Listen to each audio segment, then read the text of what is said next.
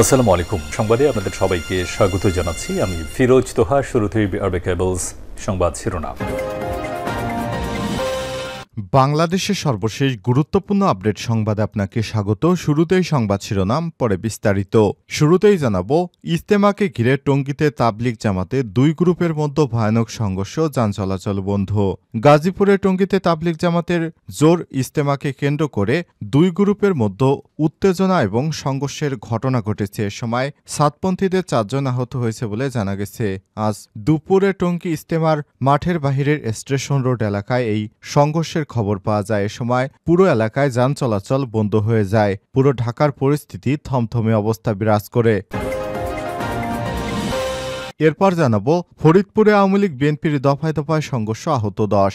আধিপত্য বিস্তারকে কেন্দ্র করে ফরিদপুরের নগরকান্দা আওয়ামী লীগ ও বিএনপির সমর্থকদের মধ্যে দফায় দফায় সংঘর্ষের ঘটনা ঘটেছে। এতে উভয় পক্ষের অন্তত 10 জন আহত হয়েছেন। আহতদের হাসপাতালে ভর্তি করা হয়েছে। সংঘর্ষের সময় ভাঙচুর ও লুটপাট করা হয়েছে অন্তত 30টি বসতবাড়ি ও ব্যবসা প্রতিষ্ঠান।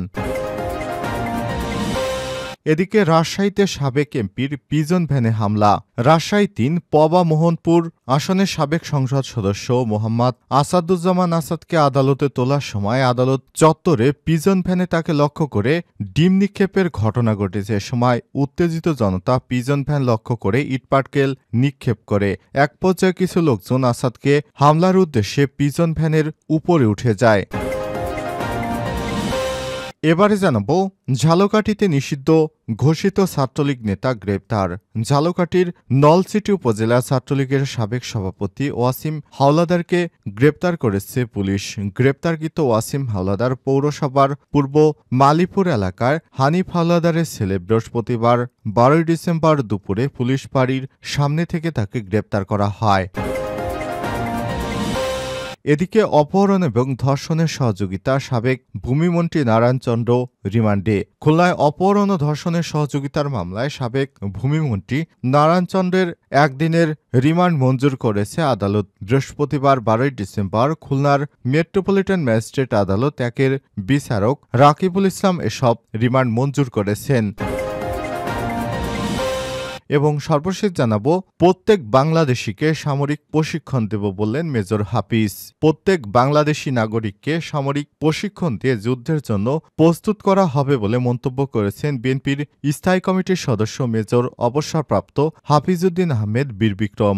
আজ 12 ডিসেম্বর রাজধানীর জাতীয় প্রেস ক্লাবের আব্দুস সালাম হলে বাংলাদেশ জাতীয়তাবাদী মুক্তিযোদ্ধা দল আয়োজিত পতিত স্বৈরাচার শেখ হাসিনার পৃষ্ঠপোষক ভারত সরকার ও তাদের গণমাধ্যমের অবিরাম মিথ্যা প্রচারণা এবং ষড়যন্ত্রের প্রতিবাদ শীর্ষক এক আলোচনা সভায় সব কথা বলেন অবসরপ্রাপ্ত মেজর হাফিজউদ্দিন আহমেদ বীর বিক্রম। প্রিয় দর্শক, এতক্ষণ শুনছিলেন সংবাদ শিরোনাম, এবারে বিস্তারিত। তবে তার আগে বন্ধুরা, অনুরোধ থাকবে সংবাদটিতে একটি লাইক দিন। এই চ্যানেলে আপনি নতুন হয়ে থাকলে আমাদের সংবাদটি দেখতে দেখতে চ্যানেলটি সাবস্ক্রাইব করে রাখুন। কমেন্ট করে আপনার মূল্যবান মতামত জানিয়ে দিন বন্ধুরা, আপনি বিশ্বের কোন দেশ থেকে বা বাংলাদেশের কোন স্থান থেকে আমাদের সংবাদটি দেখছেন এবং শুনছেন।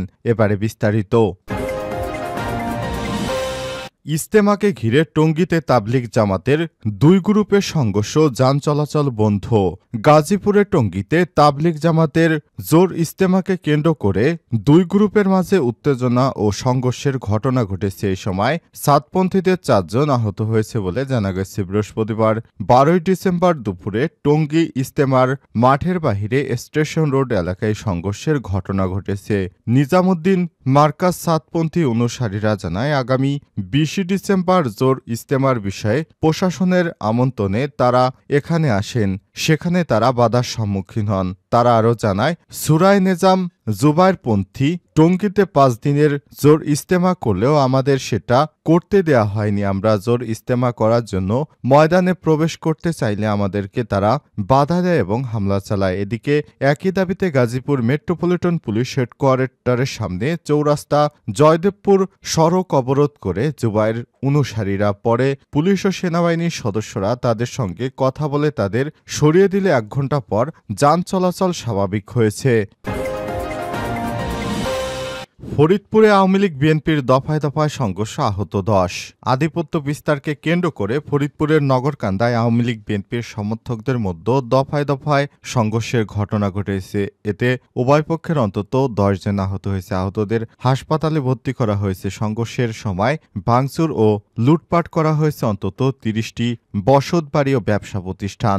আর সকাল 8টার দিকে উপজেলার কাইচাইল ইউনিয়নের মধ্য কাইচাইল গ্রামে এই সংঘর্ষের ঘটনা ঘটে। প্রত্যক্ষদর্শীরা জানায়, এলাকার আধিপত্য বিস্তারকে কেন্দ্র করে কাইচাইল ইউনিয়ন বিএনপির সভাপতি ইব্রাহিম মিয়ার সঙ্গে উপজেলা কৃষক লীগের সভাপতি জিন্না সর্দারের বিরোধ চলে আসছিল। এরই জেরে সকালে ইব্রাহিম ও জিন্নার সমর্থকদের মধ্যে সংঘর্ষ ছড়িয়ে পড়ে। দফায় দফায় সংঘর্ষ চলাকালে পাল্টা হামলা চালিয়ে অন্তত 20টি বসতবাড়ি ও 10টি দোকান ভাঙচুর করা হয়। এতে 10 জন আহত হলে তাদের নগরকান্দা ভাঙ্গা উপজেলা স্বাস্থ্য কমপ্লেক্স, ফরিদপুর মেডিকেল কলেজ হাসপাতালে ভর্তি করা হয়েছে। কাইচাইল ইউনিয়ন বিএনপির সভাপতি ইব্রাহিম মিয়া জানান, তুচ্ছ ঘটনা নিয়ে মঙ্গলবার সন্ধ্যায় মাদ্রাসা বাজারে আমারও জিন্না সর্দারের সমর্থকদের মধ্যে কথা কাটাকাটি হয়। পরে জিন্নার শতাধিক সমর্থক দেশীয় অস্ত্র নিয়ে মাদ্রাসা বাজারে এসে আমাদের প্রায় 10টি দোকানে হামলা চালিয়ে ভাঙচুর ও লুটপাট শুরু করে। সময় আমাদের লোকজন পাল্টা হামলা চালালে সংঘর্ষ বাধে। পরে পুলিশ এসে পরিস্থিতি নিয়ন্ত্রণ করে, কিন্তু পরদিন বুধবার সকালে আবারও জিন্নার সমর্থকরা দেশীয় অস্ত্র নিয়ে আমাদের লোকজনের উপর হামলা চালায়। তখন আমার লোকজন পাল্টা হামলা চালালে তারা পালিয়ে যায়। এ সময় উত্তেজিত লোকজন কয়েকটি বাড়ি ভাঙচুর করে, তবে কোনো লুটপাট হয়নি। উপজেলা কৃষক লীগের সভাপতি জিন্না সর্দার জানান, আমি ব্যবসায়িক কাজে ঢাকায় থাকি। এই ঘটনার সময় আমি বাড়িতে ছিলাম না। আমার লোকজনের সঙ্গে কথা বলে জানতে পারলাম তুচ্ছ ঘটনাকে কেন্দ্র করে ইব্রাহিমের লোকজন সংঘবদ্ধ হয়ে আমার বাড়িসহ আমাদের সমর্থকদের বাড়িতে হামলা চালিয়ে ব্যাপক ভাঙচুর ও লুটপাট করে নিয়ে যায়। এ বিষয়ে নগরকান্দা থানার ভারপ্রাপ্ত ওসি মোহাম্মদ সফর আলী জানান, সংঘর্ষের খবর পেয়ে পুলিশ ঘটনাস্থলে গিয়ে পরিস্থিতি নিয়ন্ত্রণে আনে। কিছু বাড়ি এবং দোকানপাট ভাঙচুর করা হয়েছে। অভিযোগ পেলে আইনগত ব্যবস্থা গ্রহণ করা হবে। রাজশাহীতে সাবেক এমপির পিজন ভ্যানে হামলা। রাজশাহী 3 পবা মোহনপুর আসনের সাবেক সংসদ সদস্য মোহাম্মদ আসাদুজ্জামান আসাদকে আদালতে তোলার সময় আদালত চত্বরে পিজন ভ্যানে লক্ষ্য করে ডিম নিক্ষেপের ঘটনা ঘটেছে। এ সময় উত্তেজিত জনতা পিজন ভ্যান লক্ষ্য করে ইটপাটকেল নিক্ষেপ করে। এক পর্যায়ে কিছু লোকজন আসাদকে হামলার উদ্দেশ্যে পিজন ভ্যানের উপরে উঠে যায়। তবে কোর্ট চত্বরে দায়িত্বরত পুলিশ সদস্যরা পরিস্থিতি নিয়ন্ত্রণে আনে। বৃহস্পতিবার 12 ডিসেম্বর রাজশাহী আদালত চত্বরে ঘটনা ঘটে। পরে দুপুর 2:30টার দিকে আসামির উপস্থিতিতে রাজশাহীর মেট্রোপলিটন ম্যাজিস্ট্রেট আদালত 1-এর বিচারক ফয়সাল তারেক আরও 2টি মামলায় মোহাম্মদ আসাদুজ্জামানকে গ্রেপ্তার দেখানোর আদেশ দেয়। মামলা দুটি তদন্ত কর্মকর্তাদের আবেদনের পরিপ্রেক্ষিতে রায় দেন বিচারক। পরে আসামি পক্ষের আইনজীবী ইব্রাহিম হোসেন আসাদের জামিনের আবেদন করেন, তবে শুনানি শেষে আদালত জামিন আবেদন নাকচ করে দেয়। আদালত সূত্র থেকে জানা গেছে, নতুন যে 2টি মামলায় আসাদকে গ্রেপ্তার দেখানো হয়েছে সেগুলো বিস্ফোরক দ্রব্য নিয়ন্ত্রণ আইনে নগরের বোয়ালিয়া থানায় দায়ের করা হয়েছে। একটি মামলার বাদীর নাম মোহাম্মদ রোকনুজ্জামান। গত 5 আগস্ট ছাত্র জনতার উপর হামলার ঘটনায় 25 সেপ্টেম্বর তিনি মামলাটি দায়ের করেন। অপর মামলার বাদীর নাম আব্দুর রশিদ ফকির। 5 আগস্ট ছাত্র জনতার উপর হামলার অভিযোগে 28 নভেম্বর তিনি মামলাটি দায়ের করেন। 2টি মামলা তদন্ত করেছে রাজশাহী মেট্রোপলিটন পুলিশ, আরএমপি, গোয়েন্দা শাখা ডিবি, 2 জন এসআই।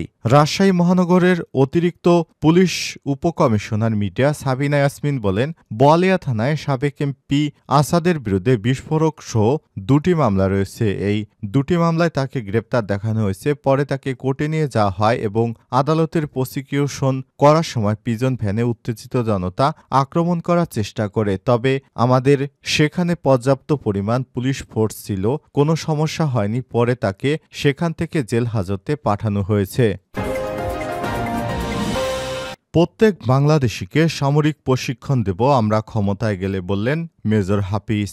বাংলাদেশি প্রত্যেকটি নাগরিককে সামরিক প্রশিক্ষণ দিয়ে যুদ্ধের জন্য প্রস্তুত করা হবে বলে মন্তব্য করেছেন বিএনপির জাতীয় স্থায়ী কমিটির সদস্য মেজর অবসরপ্রাপ্ত হাফিজউদ্দিন আহমেদ বীর বিক্রম। বৃহস্পতিবার 12 ডিসেম্বর রাজধানী জাতীয় প্রেস ক্লাবে আব্দুস সালাম হলে বাংলাদেশ জাতীয়তাবাদী মুক্তিযোদ্ধা দল আয়োজিত পতিত স্বৈরাচার শেখ হাসিনার পৃষ্ঠপোষক ভারত সরকার ও তাদের গণমাধ্যমের অবিরাম মিথ্যা প্রচারণা এবং ষড়যন্ত্রের প্রতিবাদ শীর্ষক আলোচনা সভায় তিনি এসব মন্তব্য করেছেন। হাফিজউদ্দিন আহমেদ বলেছেন, আমরা প্রত্যেকটি বাংলাদেশি নাগরিককে সামরিক ট্রেনিং দিয়ে যুদ্ধের জন্য প্রস্তুত করব।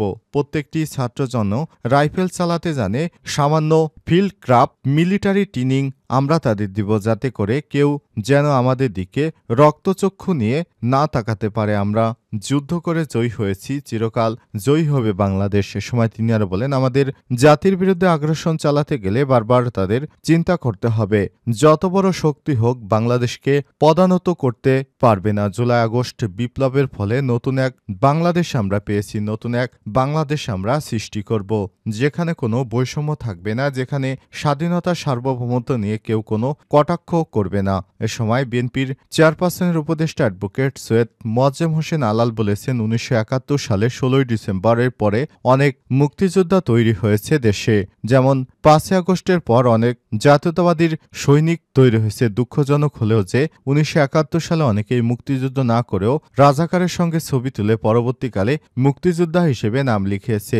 এই ইতিহাস বর্তমান প্রজন্ম এবং পরবর্তী প্রজন্ম জানবে কিনা আমার জানা নেই। এ সময় তিনি আর বলেন, মুক্তিযুদ্ধের সময় তারা ভারত আমাদের বন্ধু ছিল, কিন্তু ওরা যে কখন বন্ধু কখন শত্রু এটা বুঝতে হলে আমাদেরকে আরও কয়েকশো বছর বাঁচতে হবে। তারা এখন শেখ হাসিনাকে আশ্রয় দিয়েছে, যাদেরকে নিয়ে তাদের স্বার্থ হাসিল হয় তারা ভারত শুধু তাদেরকেই আশ্রয় দেয়। শেখ হাসিনার চোখ দিয়ে বাংলাদেশকে দেখে এই দৃষ্টিভঙ্গি পরিবর্তন না হওয়া পর্যন্ত ভারতের সঙ্গে আমাদের সুসম্পর্ক হবে না।